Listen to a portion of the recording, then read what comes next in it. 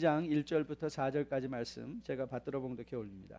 오순절 날이 이미 이름에 그들이 다 같이 한 곳에 모였더니 호련히 하늘로부터 급하고 강한 바람 같은 소리가 있어 그들이 앉은 온 집에 가득하며 마치 불의 혀처럼 갈라지는 것들이 그들에게 보여 각 사람 위에 하나씩 임하여 있더니 그들이 다 성령의 충만함을 받고 성령의 말하게 하심을 따라 다른 언어들로 말하기를 시작하니라. 아멘. 저는 정말 여러분의 마음이 활짝 열려져서 말씀을 통해서 오늘 찬양대의 권면처럼 주께 날마다 더 가까이 가시는 여러분과 저 될 수 있기를 주님의 이름으로 축복드립니다.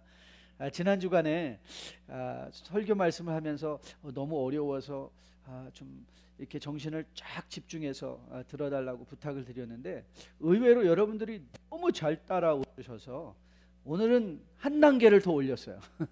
한 단계를 더 올렸는데 오늘도 잘 따라오실 것으로 믿습니다. 그래서 여러분 오늘 우리에게 너무 익숙한 본문을 가지고 말씀을 강론하게 됐는데 다시 한번 성령께서 이 본문이 우리에게 정말 주고자 하는 말씀이 무엇이었는가를 생생하게 마음으로 받아서 여러분의 실제적인 삶 속에서도 오늘도 적용되어 줄 수 있는 구체적인 말씀의 교훈들이 여러분들의 마음속에 심기어지는 귀한 시간 될 수 있기를 주님의 이름으로 축복드립니다. 인간 사회를 가장 황량하게 하고 그리고 또 불행하게 하고 절망에 밀어넣는 한 가지 이유를 대라면 그건 비교의식 때문에 그렇습니다. 비교의식. 여러분이 최근 읽고 있는 창세기를 보시면 불순종의 죄로 말미암아 인간 사회 속에 공동체 속에 일어난 가장 첫 번째 범죄였던 살인 또한 비교 때문인 것을 여러분은 보셨을 거예요. 가인이 동생 아벨의 제사를 시기하고 질투하는 가운데 비교하며 일어난 마음 때문에 동생을 쳐 죽였던 그런 안타까운 사실을 우리는 보게 됩니다. 여러분이 오고 오는 역사 속에서 이 잘못된 비교 의식으로 말미암은 이 관계의 부서짐은 이루 헤아릴 수 없을 정도입니다. 그런데 여러분에게 늘 말씀드리는 것처럼 우리는 인간 아닙니까? 사람 인자의 사이간자. 그러니까 즉 우리는 관계를 전제로 해서 존재의 정체성을 부여받는 사람들인데 관계가 아니고는 정체성을 알 수가 없다는 것이죠. 그렇기 때문에 우리 인간의 존재론적인 특징상 비교하는 것은 너무 자연스러운 것입니다. 그래서 우리는 누군가 대상을 필요로 하죠. 나를 알기 위해서는 대상을 필요하기 때문에 우리는 본능적으로 비교하게 되어 있어요. 그래서 성경은 비교가 자체가 잘못됐다고 말하지 않습니다. 우리에게 잘못된 것은 비교의 기준이 잘못된 것이죠. 무엇을 가지고 비교하는가, 비교 자체가 문제가 아니라 무엇을 가지고 비교하는가가 문제인데 우리는 그것을 잘 보지 못하는 경우도 많이 있습니다. 그래서 이 한국 우리 속담 중에 이 비교로 말미암아 관계를 부서뜨리는 가장 치명적인 속담을 하나 대라면 사촌이 땅을 사면 배가 아프죠. 왜? 비교를 하니까. 그런데 만일 사촌이 정말 성실히 열심히 일하면 그가 밭을 살 일은 우리가 비교했을 때에 충분히 축하해 줄 일이죠. 그런데 우리는 사촌이 어떻게 일했는가는 상관없이 무조건 사촌이 땅을 사면 배가 아픈 거예요. 이게 잘못된 비교죠. 정말 축하해 줄 일이고 남의 이웃의 성공을 열심히 한 거에 대해서 성실히 한 거에 대해서 하나님의 은혜를 베풀어 주신 거에 대해서 함께 축하하고 감사할 수 있어야 되는데 우리는 무조건 배가 아프다는 식으로 비교를 이렇게 조장하기는 하지만 건전한 비교를 우리에게 교훈하고 있지는 않는 것 같습니다. 여러분 이런 비교의식은 신앙생활에도 상당한 영향을 미치게 됩니다. 비교가 긍정적일 때는 더 나은 삶과 섬김의 동기가 될 수 있지만 그러나 잘못된 동기로 말미암은 잘못된 기준으로 말미암은 이 비교는 관계를 부수어 버리는 경우가 비일비재합니다. 갑자기 여러분 아니 이게 무슨 비교에 대해서 이렇게 말을 하는가? 오늘 사도행전 2장 말씀을 앞에 두고 이 굉장히 중요합니다. 왜냐하면 오늘 이 본문 말씀이 우리의 신앙을 비교하는 잘못된 잣대로 아마도 70년대 이후에 한국 사회 속에서는 지대한 영향을 미친 본문이기 때문에 그렇습니다. 그래서 이 말씀이 이제 하나의 잘못된 기준으로 적용되기 시작하면 우리는 자칫 이런 식의 판단을 내리는 거죠. 너 받았냐 못 받았냐. 그래서 우리는 항상 이런 식으로 접근하죠. 성령을 받았냐 못 받았냐. 그래서 그러니까 프로 캐리스메틱이냐 엔타이 캐리스메틱이냐, 그러니까 친순복음적이냐 아니면 반순복음적이냐. 이 순복음이라는 것도 참 재밌는 말인데 거기에 또 친화적이냐 반대적이냐, 이런 식으로 우리를 자꾸 갈라내는, 받았느냐 받지 못했느냐, 이런 성향이 있느냐 성향이 없느냐로 공동체를 이렇게 모으기보다는 갈라내는 잘못된 기준으로, 비교 기준으로 사용되었던 것이 사실 지난 40년간의 한국교회, 아니 이제 지금 라틴 아메리카를 통해서 일어나고 있는 제3의 부흥이라고 하는, 다시 한번 이 성령의 역사에 대한 재조명이 이루어지고 있는 이 시대에 있어서 참으로 많은 교회들을 갈라내는 그런 기준으로 잘못 생각되어진 본문은 아닌가, 잘못 비교의 기준으로 생각되어진 본문은 아닌가 생각합니다. 그래서 오늘 저는 이 본문을 다시 한번 사도행전의 전체적인 흐름 속에서 도대체 이 본문이 차지하는 의미가 무엇인가를 한번 묵상해 보려고 합니다. 그래서 과연 이 본문이 2000년, 이제 이때 이후에 2000년이라는 시간적 공간이 우리에게 있는데, 과연 이 본문이 그때 거기서 일어난 there and then, 그런데 이것이 here and now, 여러분의 삶에, 매일의 가정에서, 삶의 현실 속에서, 사업의 현장 속에서 과연 어떤 영향을 미칠 수 있는 말씀인가를 우리가 깊이 묵상하면서 이 말씀으로 여러분의 영혼과 저의 영혼이 정말 빚어져서 이 성령에 이끌려 살아가는 복된 백성들로, 그리고 교회로 거듭나 세워줄 수 있기를 주님의 이름으로 축복드립니다.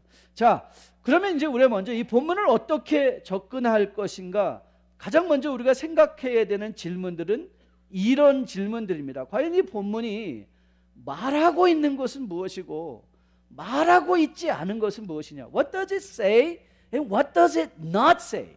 이 사실 굉장히 중요하거든요. 상대방의 의도를 우리가 파악하고자 할 때 우리가 그 사람이 무엇을 말했는가, 그 말하는 것을 통해서 무엇을 말하고 있는가를 듣는 것도 중요하지만 그 말을 통해서 무엇을 말하고 싶지 아니하는가를 깨닫는 것도 매우 중요합니다.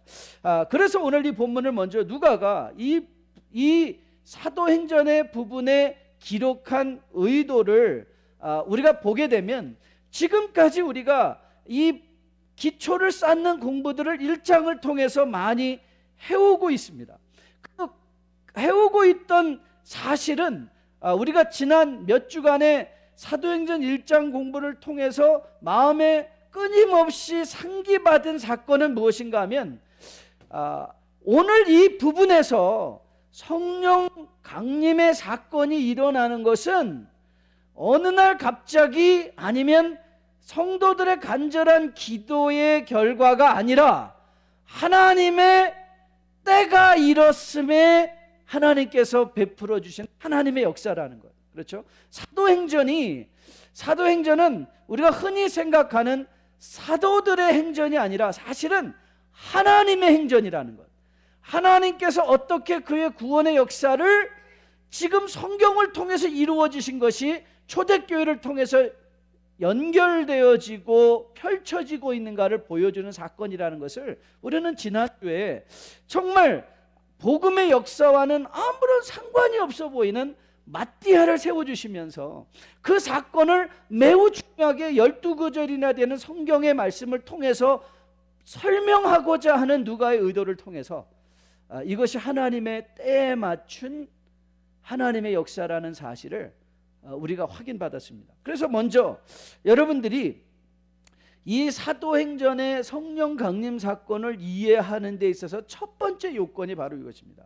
이거는 어느 날 우연히 일어난 것도 아니고, 정말 사도들이, 아니면 제자들이, 그때 모여있던 제자들이 간절하게 기도한 것이 아니라 하나님이 이제 그 기도한 모습들을 보시고 하나님이 정한 때에, 그래서 주님께서는 40일을 부활 후에 이 땅에 거하시며 개인을 회복시켜 주셨다고 그랬어요. 각 제자들을 만나 주시면서 그들의 땅에 떨어졌던 믿음들, 부활의 믿음을 다시 한번 그들에게 회복시켜 주시고, 마띠아를 세움으로 말미암아 공동체를 회복시켜 주셔서 수신의 역사가 일어났고 제가의 역사가 일어났고, 이제 사도행전을 통해서 하나님의 나라의 강림의 치국의 그 중요한 작업을 걸어가시고 있는, 그러니까 지금 성령이 강림하는 그 자체가 바로 하나님의 정한 때 하나님의 펼쳐가실 하나님 나라 구속의 역사에 바로 그 정점이라는 사실을 이제 우리가 보게 됩니다. 여러분, 우리가 구속의 역사라고 할 때 우리 안에 이 역사 인식이 바로 세워져 있어야 됩니다. 하나님의 이 구속의 역사라는 것은 결국 우리가 다른 표현으로 쓴다면 이 하나님 나라의 역사다라고 설명할 수도 있습니다. 즉, 하나님이 어떻게 인간의 타락으로부터 하나님 나라의 완성, 즉 창조로부터 새 하늘과 새 땅 예루살렘이 이 땅에 임하는 부활의 완성의 거기까지 가는 과정의 기록이라는 것이죠. 과정의 기록. 그러니까는 이 역사는, 여러분들이 항상 기억할 이 역사는 방향성이 있습니다. 그러니까 역사는 방향성이 있는 것을 기억하셔야 돼요. 자, 이걸 이렇게 설명해 드리겠습니다. 우리 인생에는요, 두 가지 역사관이 가능합니다. 하나는 순환적인 circular perspective of history, 그러니까 순환적인 역사죠. 예를 들면 여러분, 오늘 우리가 예배 드리는 것은 지난주에도 예배 드렸고 저지난주에도 예배 드리지 않았습니까? 그러니까 우리가 오늘 예배 드린다는 이 사건은 매우 순환적입니다. 다음 주 주일날도 예외 없이 여러분은 여기 모여서 또 예배를 드릴 것입니다. 그래서 우리 인생에 일어나는 사건 중에는 이렇듯 반복되어지는 사건이 있습니다. 그러나 오늘의 예배가 어제의 예배가 아니라 우리는 분명히 하루를, 일주일을 더 살아서 무언가 앞으로 나아가고 있다는 것이죠. 그러니까 우리의 인생은, 여러분의 시간은 뒤로 돌아가지 않습니다. 우주의 모든 역사는, 하나님께서 우리에게 시작하신 이 역사적인 관점은 창조와 완성이라는 뚜렷한 방향성을 가지고 나간다는 것이죠. 그렇기에 우리가 비록 예배를 드린다 할지라도, 그것이 반복되어지는 예배라 할지라도 이 예배는 어제의 예배일 수가 없고 오늘의 예배인 거예요. 오늘의 예배. 그리고 이 오늘의 예배는 분명과 어제와는 다른 무언가 완성을 향하여 한 걸음 더 나아간 예배가 된단 말이죠. 그러니까 이 역사가 방향성이 있다, 디렉셔널 하다, 무빙 포워드 한다라는 것을 여러분들이 이해하는 것이 매우 중요합니다. 왜냐하면 여러분들이 이렇게 역사란 무언가 완성을 향하여 moving forward, 앞으로 나가는 방향성을 이해하면 이제 오늘 이 사도행전의 사건이 이해가 되는 거예요. 어떻게 이해가 되는가 하면, 과연 오늘 누가가 이 역사의 한 정점에서 이 사도행전 2장을 기록하였을 때 이것이 과연 반복되어지는 사건인가? 그러니까 우리 모델로 삼아서 우리도 이런 똑같은 현상을 반복해야 되는가? 과연 우리가 흔히 금요일날 우리가 초대교회에서 공부하면서, 여러분 김도현 박사님이 이런 말을 지나가듯이 하셨는데 여러분들이 이걸 캐치하셨는지 모르겠어요. 여러분, 우리는 초대교회로 돌아갈 수 없습니다. 아니, 돌아가셔서는 안 됩니다. 왜냐하면 하나님은 이미 구속의 역사를 완성을 향하여 moving forward, 오늘 이 사도행전의 사건은 역사의 그때 거기서 의미가 있는 것이지 여러분이 되돌아가셔는 안 돼요. 그것을 보고 우리는 뭐라고 하는가 하면 regression이라고 하는 거예요. 성경은 우리더러 과거로 돌아가서 regress 하라 이렇게 말하지 않습니다. 성경은 항상 우리에게 progress 하라. 그래서 성경을 이해하는 중요한 관점 중에 하나가 progressive revelation, 그러니까 moving forward, 앞으로 진행되어지는 역사. 그래서 우리가 과거에 일어난 그 역사를 통해서 충분히 우리가 배워야 될 교훈이 있지만, 그러나 그 현상은 반복되어질 수 없는 거예요. 반복을 의도로 해서 기록하고 있는 것도 아닌 것입니다. 그래서 오늘 여러분 중에 혹시라도 이런 신앙의 주눅이 나도 그런 불같은 성령 한번 받아가지고 막 뒤집어지고 그런 것을 못 받았기 때문에 안 했기 때문에 뭔가 나는 좀 더 열등하고 혹시라도 그런 성령에 대한 이해를 가지고 계셨던 분이 혹 계시다면 저는 그거 딱 떨쳐내시기를 주님의 이름으로 축복드립니다. 이런 현상을 경험했기 때문에 더 경건한 것도 아니고, 그리고 이런 현상은 주님께서, 물론 저는 이런 성령에 일어나는 사건을 부인하는 것이 아닙니다. 일어날 수 있습니다. 그러나 그것은 우리 인생의 정점의 한 가지 의미지, 이것이 초대교회에 일어난 사건의 의미를 가지고 있다는 것은 아닙니다. 우리가 지금 하나님께서 나에게 주시는 개인적인 경험이 될 수 있지만 그것은 우리의 개인적인 경험이고, 성경은 이것 또한 역사라는 관점, 구속사적인 관점, progressive한 revelation, 진행되어지는 역사적 관점에서 볼 때 여러분 초대교회로 돌아가셔서는 안 됩니다. 우리는 초대교회를 바탕으로 해서 완성을 향해서 가야지. 지금 앞으로 갈 길도 바쁜데, 하나님 나라 완성을 향하여 갈 길도 바쁜데 왜 뒤돌아가야 됩니까? 뒤돌아가면 또 앞으로 나가야 되는데, 그러니까 여러분의 인생도 뒤돌아가서는 안 됩니다. 하나님이 여러분 인생에 분명한 십자가 완성에, 오늘보다 저는 여러분의 일이 반드시 더 좋을 것을 믿습니다. 올해보다 내년이 반드시 더 좋을 것을 믿습니다. 왜요? 하나님은 여러분의 인생을 다루시고 만들어 가시는 가운데 새하늘과 새 땅의 영광의 그 자리까지 여러분을 함께 걸어가고 싶어하는 것, 그렇죠? 내가 너희로 동하여 함께 친구 삼아 완성의 그 자리까지 가게 될 것을 의도하고 계신 것이 하나님의 목적이기 때문에 그렇습니다. 그렇기에 여러분 뒤돌아가실 생각하지 마십시오. 여러분, 주님의 사건, 주님의 십자가 사건 또한 이건 반복되어지는 사건이 아닙니다. 주님의 사건도, 이 십자가 사건도 it has to be definitive, non-repeatable. 여러분, 주님의 십자가가 매일 반복되는 것 아닙니다. 주님의 십자가 사역은 역사의 구속사의 현장에서, 여러분 구약은 계속 오실 예수 그리스도를 바라보고 있었고, 그래서 출애굽의 어린 양이라든가 홍해를 건너는 사건이 세례였던 것을 우리로 하여금, 그래서 구약을 바라볼 때 구약 사람들은 계속 오실 예수 그리스도를 바라봤고, 신약의 시대 사람들은 오신 예수 그리스도와 함께 3년의 사역과 부활 후의 40일의 사역을 감당하셨고, 이제 여러분과 저는 다시 오실 예수, 그렇죠? 백말 타고 이 세상에 전쟁을 선포하고 오실, 그 전쟁과 더불어 하나님의 나라를 완성하실 다시 오실 예수를 기다리고 있는 것이지, 우리는 십자가 사건을 반복하는 게 아닌 것입니다. 이런 차원에서 지금 한국에서는 우리 교회, 제가 이 교황 프란시스코를 굉장히 좋아합니다. I think he's a good man. 너무 좋은 지도자이신 것 같아요. 제가 지금 책을 하나 구입해놓고 읽으려고 하는데요, 이 교황이 이런 책을 썼어요. 뒷담화만 하지 않아도 성인이 됩니다. 뒷담화만 하지 않아도, 뒤에서 남의 말만 안 해도요, 우린 성인이 될 수 있다는 거예요. 저는 그런 책을 읽으면서 정말 이분이 뭔가 우리의 매일의 삶의 현실 속에서 하실 수 있는 말이 있다. 그럼에도 불구하고 로마 카톨릭으로부터 우리 개신교가 분리돼서 나왔을 때는, 여러분 로마 캐톨릭 안에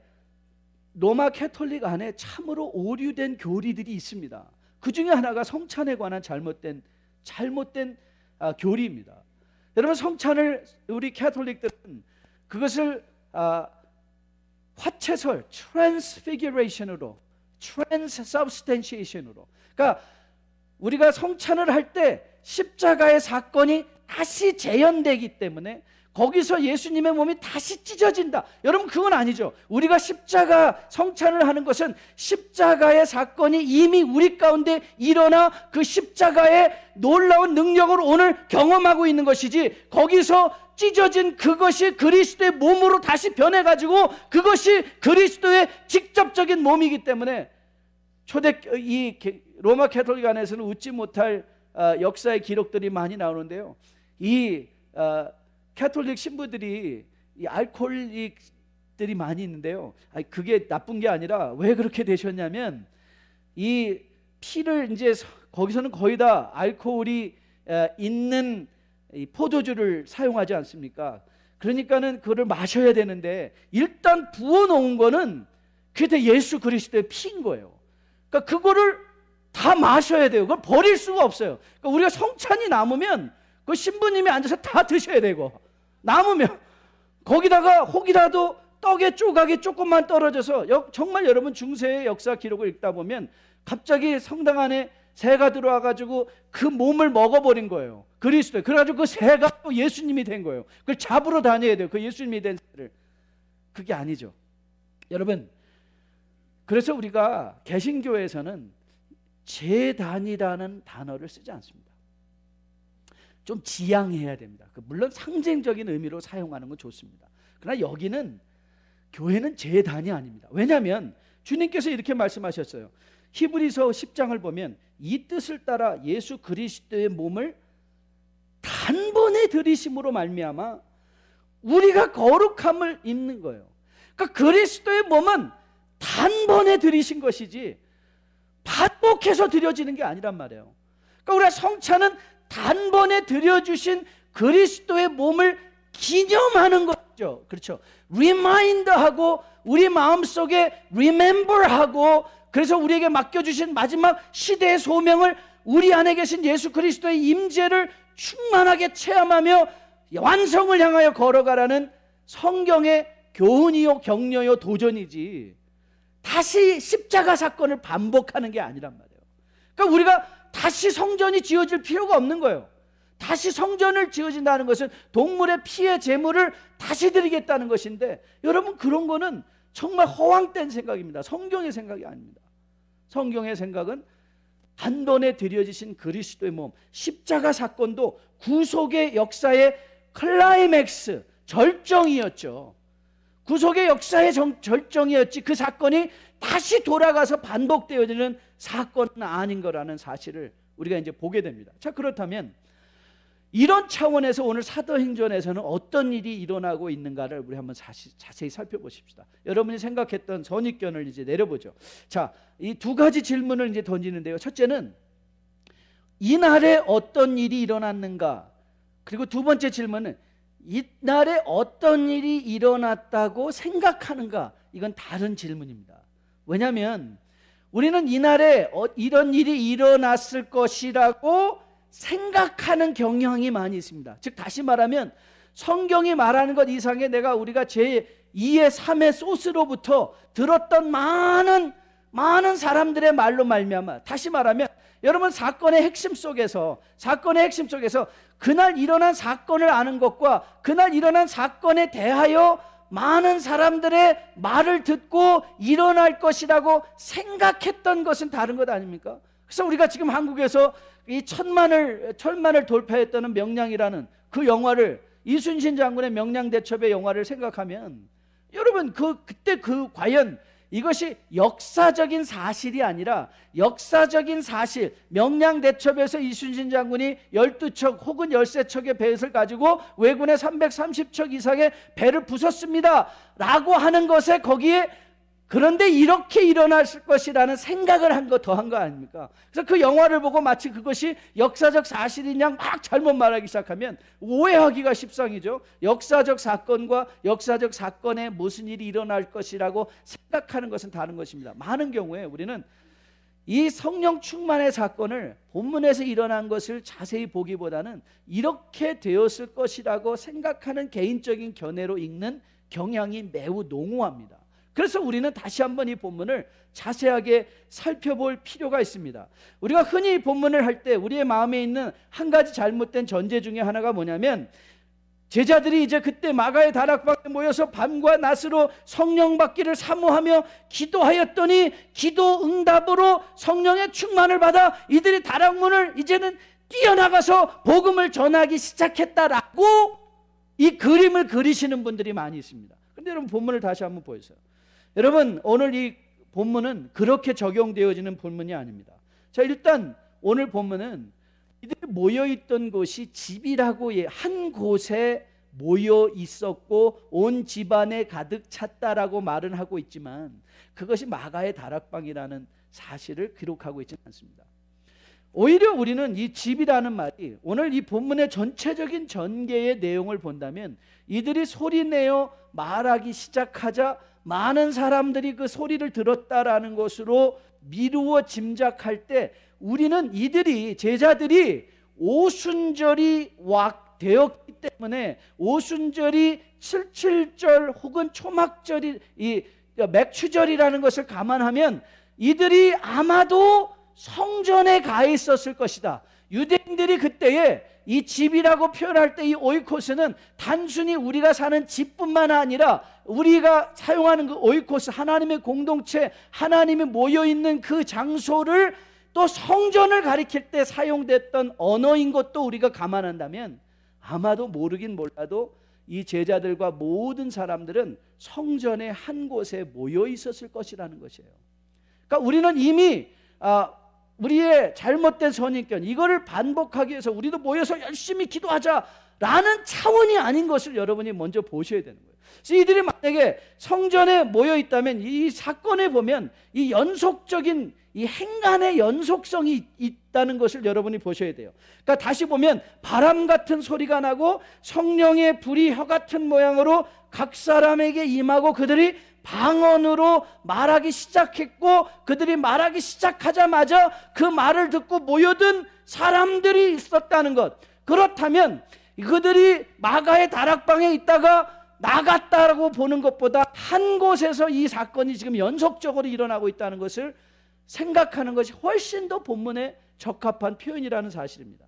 물론 누가가 5절에서 말하는 이 소리, 여러분 보십시오. 오늘 이 온 집안에 우리가 흔히 생각할 때 성령의 충만이, 성령의 강림이 우리는 이 여기 모여있던 제자들에게만 임했다라는 선입견들이 있습니다. 그래서 우리도 나도 받자 이렇게 말하는데 여러분 본문을 잘 보십시오. 본문을 잘 보시면 이런 말이 4절에서 등장합니다. 4절을 잘 보세요. 4절에 뭐라고 나와 있는가?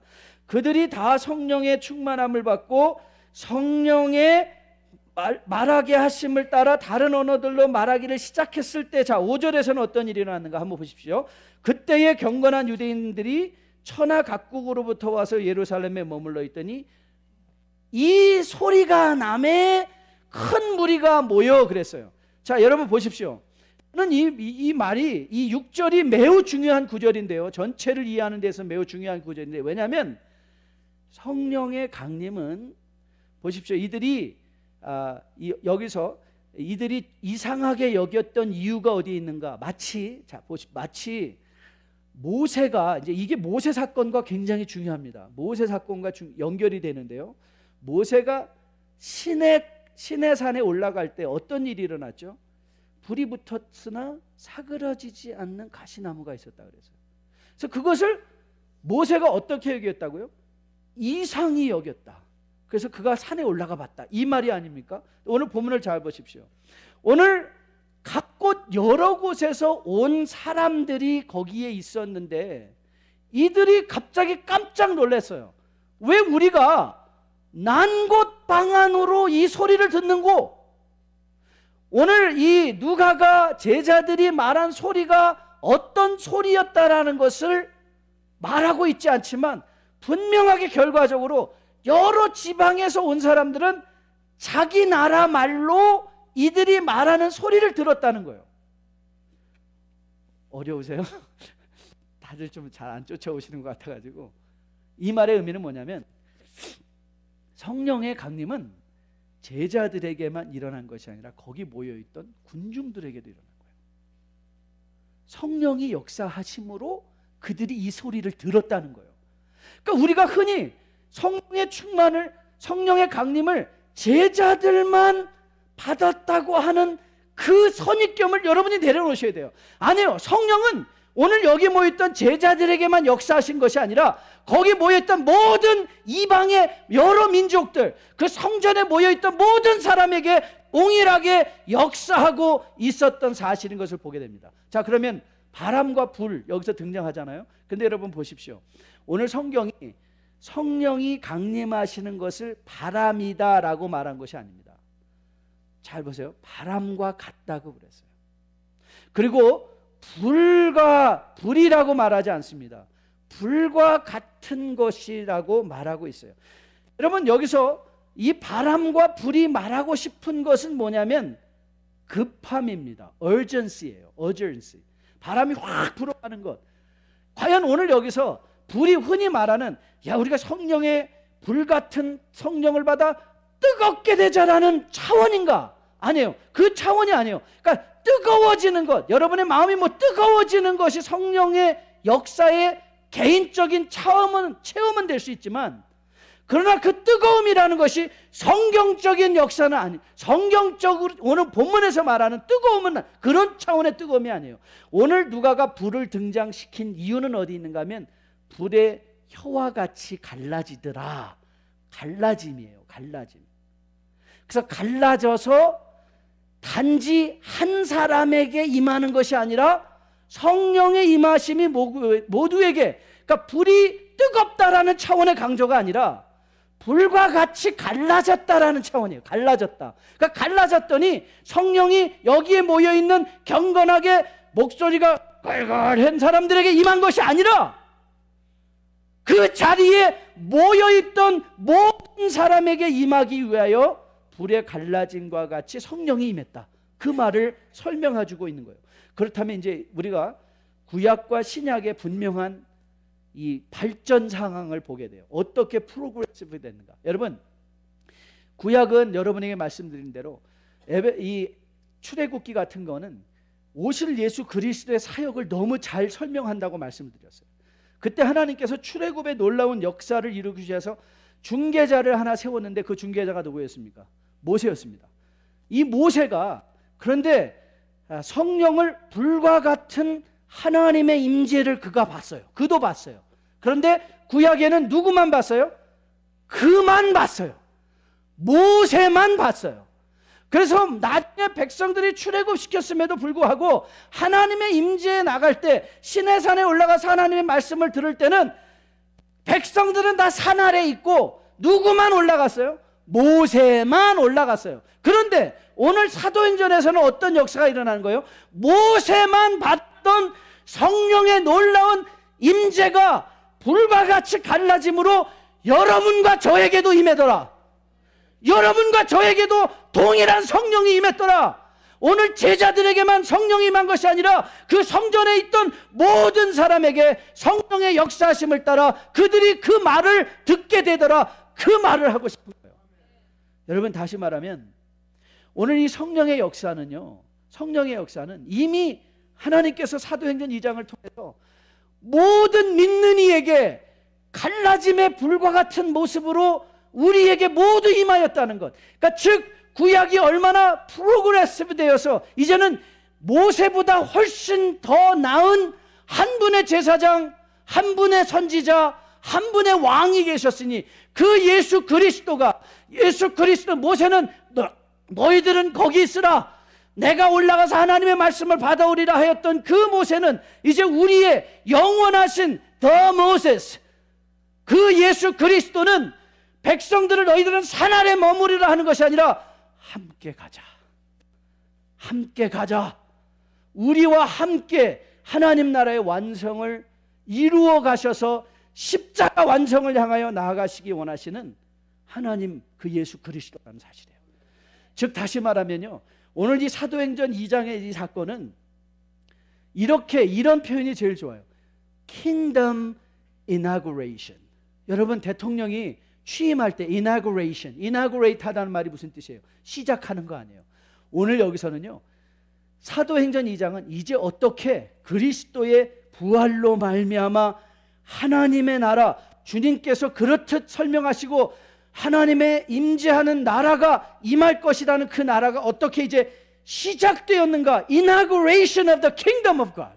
하나님의 나라의 시작의 그 정점인 것을 오늘 우리에게 보여주고 있는 것이죠. 자, 그러면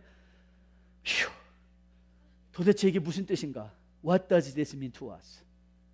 이 하나님의 나라가 이렇게 시작된 것이 무슨 뜻인가? 자, 몇 가지로 요약해서 설명하려고 합니다. 첫째, 여러분, 오늘 여러분들이 먼저 생각하는 것은요, 성령 강림 사건이 갖는 의미인 거예요. 다시 말하면 옛날에는, 과거의 구약에서의 성령은 모세와 이스라엘이라는 민족으로 국한되어 있었어요. 그러나 이제는 더 이상 종족이나 신분이나 성별에 제한되지 않는 하나님의 나라, 더 이상 여러분이 종이든 자유자든 로마인이든 헬라인이든 유대인이든 부자든 가난하든 여자든 남자든 상관없이 하나님의 나라의 위대한 동역자가 되어서 주님과 함께 걸어갈 수 있는 바로 하나님의 동역자, 하나님의 대사, 하나님의 나라의 사람이 되었다는 거예요. 그렇기에 하나님의 나라는 더 이상 민족의 지배받고 한 성별의 지배를 받고 아니면 신분의 지배를 받고 아니면 이 물질의 고하의 지배를 받는 나라가 아니에요.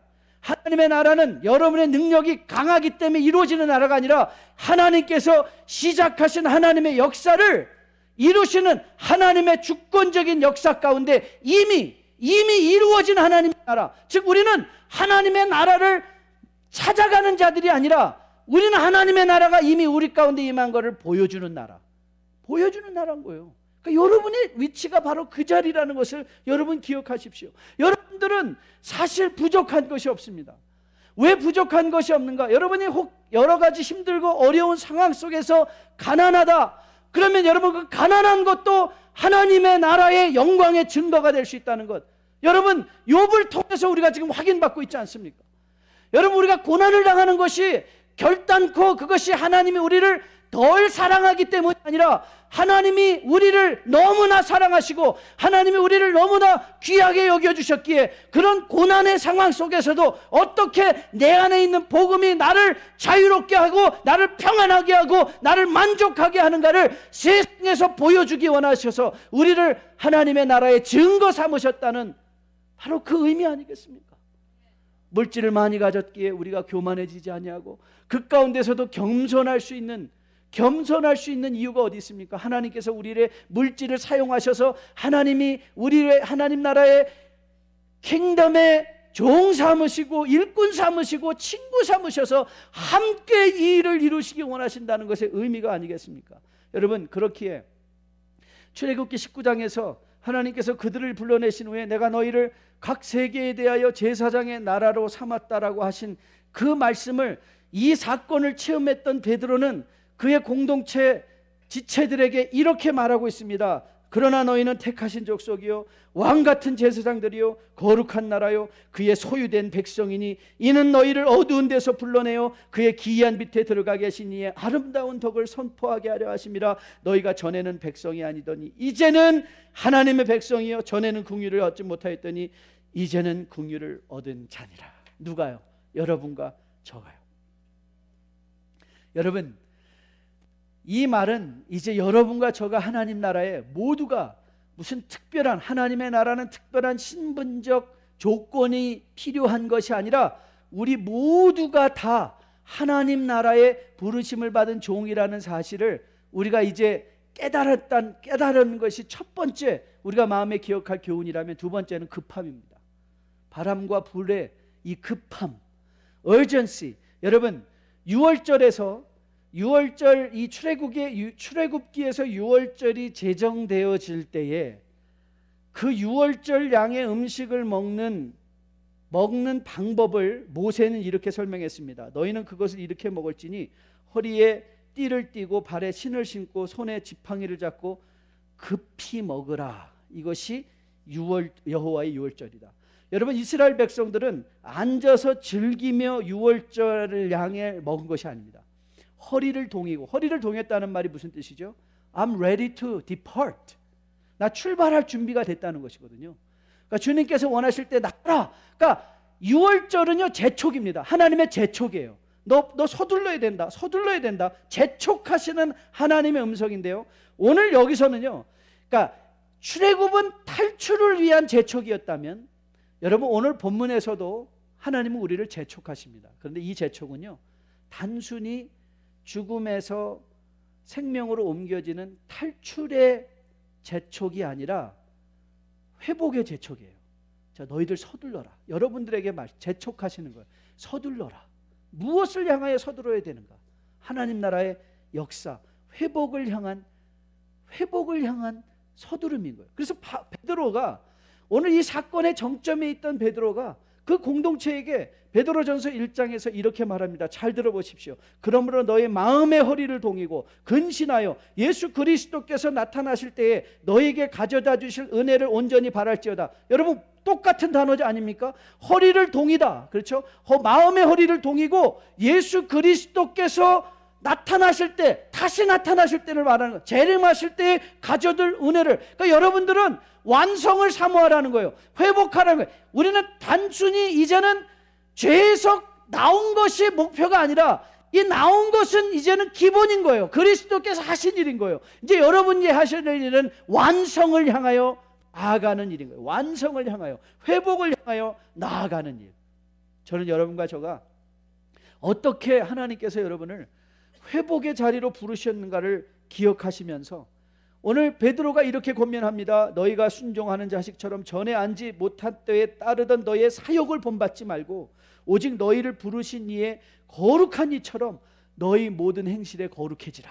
그 말을 하는 것처럼 우리가 세상에서 이제는 더 이상 우리의 목표가, 정말 여러분의 목표가 이 세상의 이 물질이나 세상의 권력이나 이런 것이 목표가 되지 않고 그리스도의 나라에 회복될 영원한 나라. 그래서 여러분이 지금 걷고 있는 모든 삶의 걸음들, 그것이 약함이면 약함, 강함이면 강함, 실패면 실패, 고난이면 고난, 그 가운데서 여러분들이 지켜야 되는 믿음의 정결함, 거룩함 놓치지 말고 그리스도 다시 오시는 그날까지 믿음의 선한 싸움 잘 싸워내는 여러분과 저 우리 교회 될 수 있기를 주님의 이름으로 축복드립니다.